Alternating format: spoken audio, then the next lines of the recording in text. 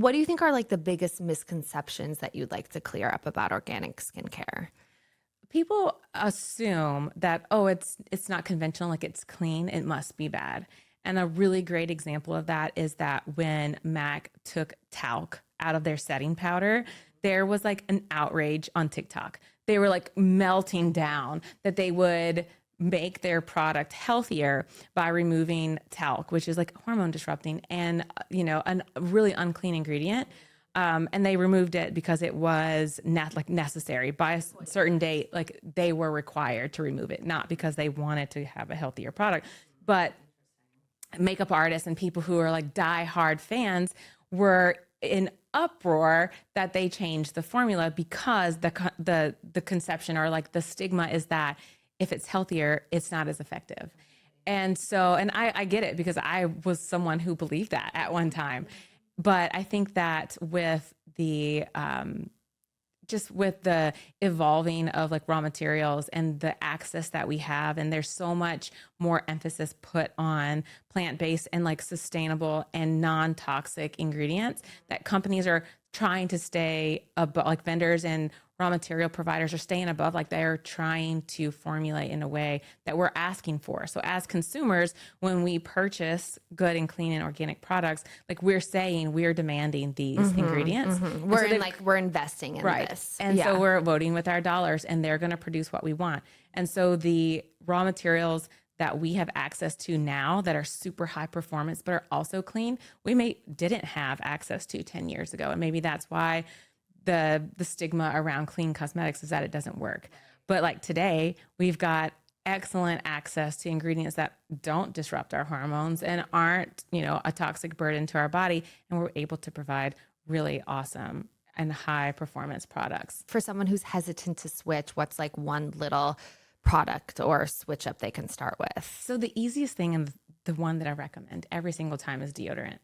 Because people are using deodorant every single day. Yeah.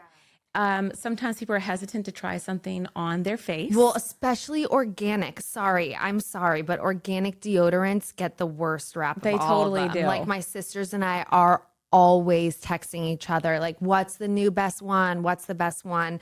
Because none of them work. So to me, like deodorant is an easy switch. And you're not putting it on your face. And once you're trying it, like let's say you try a natural deodorant, it doesn't work for you. Probably we're needing like some kind of detox from what we've been using for a really long time. Really?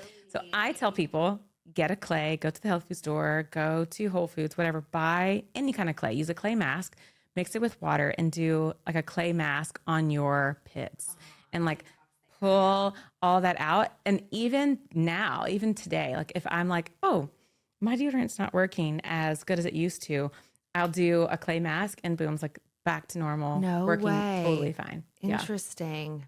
Okay. Oh my God. A clay mask in the pits. Yeah. Why aren't we treating our pits like, yeah, they are our skin.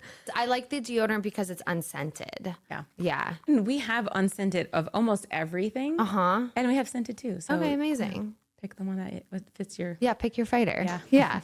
Yeah. Okay. So microplastics are obviously everywhere in conventional beauty. What do people need to know about how they show up in the products and how to avoid them? So in the formulations, obviously, you need to be reading the ingredient lists in the formulations and at least have a basic knowledge or understanding of what we want to avoid. And what are some of those things? 100% right off, like the most important one to me is to avoid artificial fragrance. And so we're avoiding artificial fragrance, parabens, phthalates, and hormone disrupting preservatives. And so some of the really harsh preservatives, your polysorbates, 2060, like you've seen them on the labels. All of those are going to be like affecting our hormone health. And so that's the things that we want to look at. When you're reading an ingredient list and it from start to finish, you're just like, I have literally no idea what that is. I just tell people like, put it into one of the apps, use the EWG, like just research what it is because like we're the gatekeepers of what goes in our body. And if we can control anything about our environment or the toxic burden of our own life, it's going to be in the things that we can control.